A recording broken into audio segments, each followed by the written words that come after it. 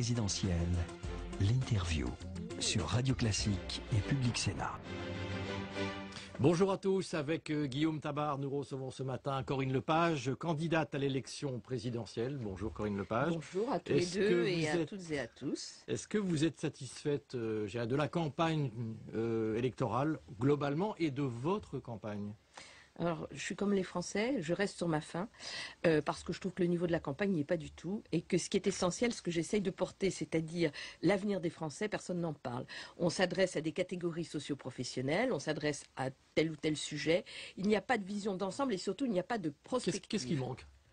Je crois que c'est le projet pour la France, tout simplement. Qu'est-ce que nous allons devenir dans les années qui viennent?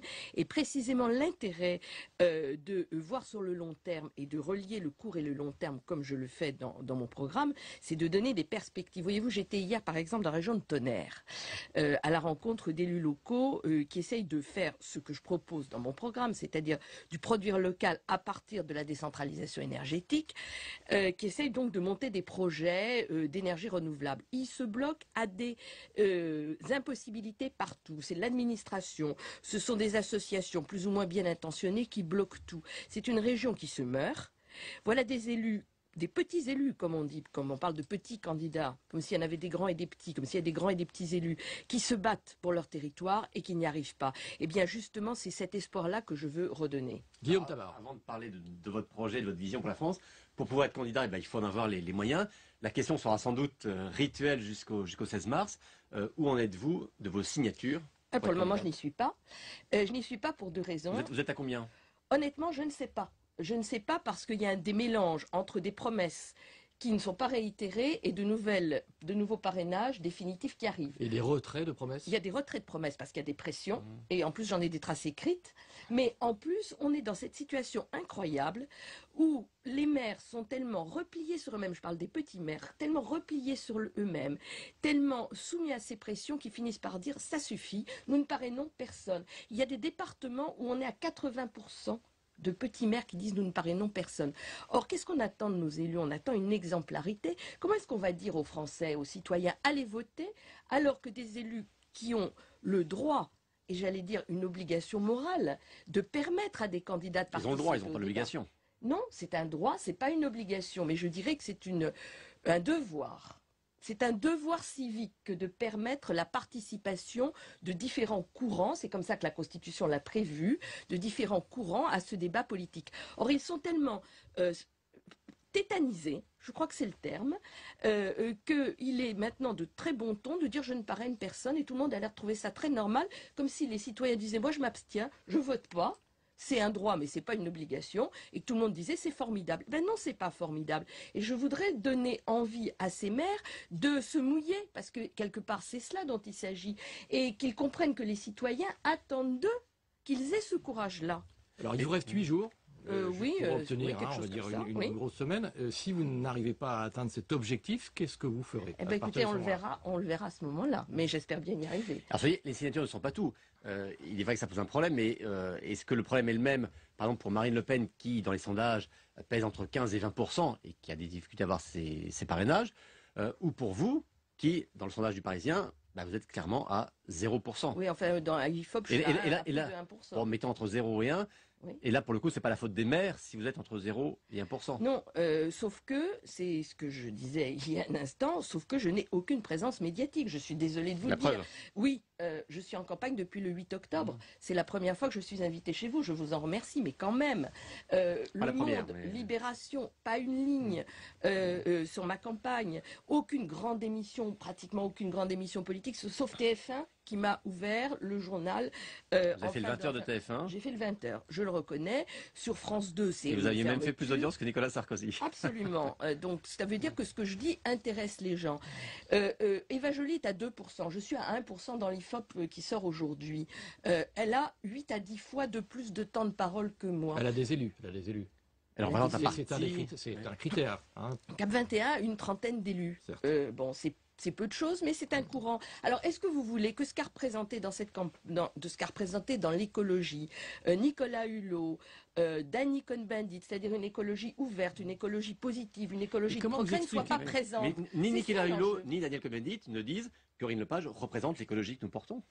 Non, ils ne le disent pas, mais ils ne disent pas non plus qu'ils soutiennent Eva Joly. C'est-à-dire qu'ils ont un silence qui est un silence quand même pesant. Ouais. Et je tiens à vous dire qu'aujourd'hui, un certain nombre d'élus, et non des moindres de LV, me rejoignent. Par exemple, hier, Le Yann LV, Elary, Europe Écologie Les Verts, donc oui, le parti. Yann Elary, qui a été quand même le directeur de campagne de Noël Mamère en 2002, qui est le président du parc du Marais Poitevin, donc c'est un élu de Poix, qui est conseiller régional, me rejoint.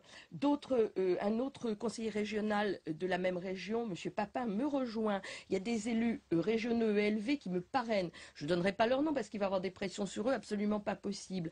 De la même manière, des gens qui sont de sensibilité de gauche du MoDem, comme Stéphane Gémani, par exemple, qui a créé le SAMU social à Grenoble, me rejoignent. Cela veut donc dire qu'il y a un certain nombre de gens qui souhaitent que je sois dans cette campagne. Comment vous expliquez tout de même que la valeur environnement que vous défendez, et que défend aussi Eva Joly, même s'il y a des différences, comment vous expliquez que ces questions apparemment n'ont pas l'air de prendre dans l'opinion publique? Est-ce que c'est au fond parce qu'il y a le contexte de crise? Est-ce que c'est pour ça ou est-ce que c'est pour d'autres raisons? Pardonnez-moi, mais il y a le contexte de crise et on n'arrête pas de parler de la viande halal. Est-ce que c'est vraiment si important de parler de la viande halal et de ne jamais parler du changement climatique qui nous intéresse tous en tant qu'êtres humains? Il y a dans cette campagne une manière de cliver les gens, de chercher ce qui les sépare, au lieu de parler de l'essentiel, c'est-à-dire du fait que nous sommes des êtres humains. Vous savez, il y a catégorie socio-professionnelle, puis citoyens, puis êtres humains. Ce qui nous rassemble, c'est-à-dire d'être des êtres humains soumis aux aléas climatiques, soumis aux défis écologiques, soumis aux questions sanitaires, 350 000 nouveaux cas de cancer tous les ans, ça nous intéresse tous. Tout ça, c'est des sujets qu'on peut traiter en même temps que l'économie. Et c'est ce que je propose. Ils sont sous le boisseau. Pourquoi? Parce que ça n'intéresse pas les médias et que ça n'intéresse pas les grands candidats qui sont beaucoup plus à l'aise dans des par sujets exemple, plus prenons un ponctuels. exemple. On est un an après Fukushima. La question nucléaire, on avait imaginé que cette question allait être très importante dans la campagne électorale. On en a beaucoup parlé au début. Plus du tout aujourd'hui. Comment vous expliquez ça? On va en reparler pour l'anniversaire de Alors, c'est Fukushima. c'est quasiment Mais dans un an. je regrette vivement la manière dont on en a parlé. Parce que pour moi, voyez-vous, la question énergétique, c'est une opportunité formidable de développement économique. Je fais partie de ceux... Alors, sur la question énergétique, dites-nous quelle est clairement votre position par rapport au nucléaire, par rapport aux énergies nouvelles. Très clairement. Je fais partie des écolos qui veulent du développement économique. Ce n'est pas le cas forcément d'Eva Joly et de ceux qui les entourent. L'énergie, c'est une formidable révolution industrielle, c'est la 3e révolution industrielle et le cœur de mon programme, c'est quoi? C'est cette 3e révolution industrielle et le programme Soleil qui signifie solution énergétique d'investissement de long terme, 30 ans pour permettre la transition économique et énergétique de la France, qui permettra la sortie du nucléaire. Pour moi, c'est une conséquence. Et c'est en cela que je ne suis pas d'accord avec la manière dont l'accord vert PS a été traité et présenté. Le sujet, je n'aime pas le nucléaire. Il y a eu un reportage sur Planète il y a quelques jours de tous les voyages que j'avais faits au Japon, en Russie, à Tchernobyl, où on voit bien l'horreur que c'est. Mais pour pouvoir sortir du nucléaire, il faut que les Français soient convaincus qu'on peut faire autre chose. Donc il faut commencer par le autre chose. C'est pour ça que le cœur de mon programme, c'est Soleil, qui permet la sortie du nucléaire et non pas on sort du nucléaire et puis on voit ce qu'on fait. Comment? Par le développement de l'éolien, par l'énergie solaire D'abord par l'efficacité énergétique. Deuxièmement par la décentralisation. Mes voyages en France actuellement, mes déplacements sur le terrain me montrent comment des communes qui ont décidé de leur transition énergétique, je pense par exemple à Montdidier où je suis allée il y a 8 jours, c'est une commune qui a sa régie d'électricité, qui sera autonome sur le plan énergétique en 2015. Ça veut dire des emplois et des entreprises qui ont été créées localement. J'étais hier dans le Tonnerrois. C'est ce que les élus n'arrivent pas, mais voudraient faire de la même manière. Et d'autres communes de France, c'est exactement la même chose. Il y a des élus et des populations qui aujourd'hui ont pris leur destin en main et disent c'est ça qu'on veut faire. Et c'est pas du produire français, c'est du produire local. Vous parlez moins d'économie d'énergie. Ça va avec, bien entendu, parce que c'est le bâtiment.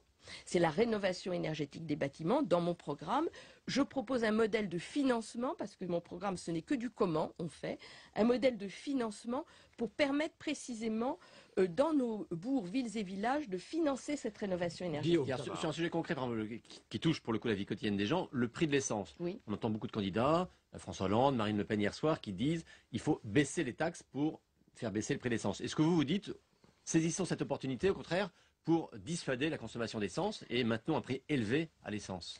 Moi, je me mets dans la peau des Français qui habitent loin de leur lieu de travail parce que c'est moins cher et qui ont besoin de leur voiture pour se déplacer. Et par conséquent, je ne fais pas partie de ceux qui disent matraquons-les un petit peu plus parce que ça les dissuadera. Ça dissuadera de rien du tout puisqu'ils ont besoin d'aller travailler. Donc l'objectif, c'est d'avoir des voitures qui ont besoin de beaucoup moins d'essence, voire qui marchent à l'électricité. Et on rejoint la 3e révolution industrielle. Et effectivement, peut-être de travailler... Pardon ? C'est en route, les constructeurs travaillent là-dessus. Oui, mais c'est très très lent. C'est très très lent, parce que la France a pris un retard considérable. Toyota, c'est pas nous, alors que c'était nous, le premier modèle, le premier prototype, il était français, de voiture à l'époque bimode, et ça date de 1977, on n'en a rien fait du tout. Voilà, donc je pense par contre qu'on peut jouer sur l'augmentation de l'imposition en fonction du prix de l'essence et dire que l'État n'a pas à s'enrichir avec cela. Donc sur la TIPP flottante. Sur ce petit niveau-là, on peut probablement jouer. Mais soyons clairs, dans les années qui viennent, l'énergie va être de plus en plus chère, que ce soit celle-là ou que ce soit l'électricité. Donc réduisons notre facture. Les Allemands consomment 35% d'électricité de moins que les Français et ils sont pas malheureux. Donc, ils sont plus civiques à vos yeux? Non, ils n'ont pas de chauffage électrique, c'est tout. Ils n'ont pas de chauffage électrique, ils se chauffent autrement et parce qu'ils se chauffent autrement, eh bien entendu, leur facture électrique a baissé considérablement, 35%. Guillaume, qu'est-ce que vous reprochez de plus à Eva Joly? L'image qu'elle a donnée de l'écologie. Vous voyez-vous, Monsieur Tabar, ça fait 35 ans que je me bats pour l'environnement, que j'ai proposé des choses. J'étais ministre, j'étais dans le monde associatif, je suis députée européenne aujourd'hui. Mon combat est toujours le même. Ils sont arrivés, les apparatchiks verts et elles-mêmes, à donner l'image la plus haïssable qui soit de l'écologie, à en faire un épouvantail, un repoussoir, alors que c'est formidable l'écologie, c'est ce qui nous unit tous, c'est ce qui nous donne une perspective d'avenir, c'est ce qui va permettre de doper notre activité économique. On devrait tous être enthousiastes, ils nous en ont fait un épouvantail. Et c'est là-dessus que finalement je suis très en colère et c'est ça votre différence avec Eva Joly. Imaginons pour un électeur citoyen qui vous écoute ou qui vous regarde ce matin, qui dise moi j'ai cette sensibilité-là, mais au fond j'hésite entre Corinne Lepage et Eva Joly. C'est quoi la différence? La crédibilité à la fois de la personne, qu'est-ce qu'Eva Joly a fait pour l'écologie en 35 ans, qu'est-ce que Madame Duflot ou Monsieur Placé ont fait du reste de la même manière, et deuxièmement la crédibilité du programme. Moi j'ai un programme parfaitement chiffré, qui montre les économies que je propose de manière à revenir à l'équilibre budgétaire, ce qu'elle ne propose pas, et d'autre part qui finance le programme Soleil, c'est-à-dire qui finance la transition énergétique. Et d'autre part, je suis très axée sur l'innovation, l'entrepreneuriat, les moyens donnés aux jeunes porteurs de projets. Je lisais ce matin dans Les Échos les propositions des jeunes entrepreneurs. Mais elles se retrouvent exactement dans mon programme. C'est-à-dire que j'ai lié cette dynamique de la France des projets et des idées avec la dynamique que l'écologie politique peut porter. Or, précisément, le programme des Verts, parce qu'il est à la gauche de la gauche aujourd'hui de la politique, ne porte pas cet espoir-là. Et voyez-vous, on voit bien qu'on va vers quelque chose de nouveau dans cette élection. Eh bien, si ce que je représente, pas toute seule, je citais tout à l'heure Danny Cohn-Bendit ou Nicolas Hulot, même s'ils ne me soutiennent pas officiellement, ce qui est tout à fait vrai, ce que nous avons tous essayé de faire depuis des années de l'écologie, eh bien, si ce courant-là n'est pas majoritaire, s'il n'est pas représenté, s'il n'est pas fort dans la campagne, cela veut dire que vous allez vous retrouver simplement avec une écologie de la décroissance, de l'extrême gauche et cet espoir formidable de pouvoir vivre mieux, de donner un avenir à nos jeunes, puisqu'on parle tellement des jeunes, de leur donner la maîtrise de leur destin, ben, tout ça va s'écrouler. Toute dernière question, vous présenterez votre courant, vous présenterez des candidats aux élections législatives? Bien entendu, c'est déjà en combien? 100 à 150. Merci beaucoup Corinne Lepage, très bonne journée sur Radio Classique et Public Sénat.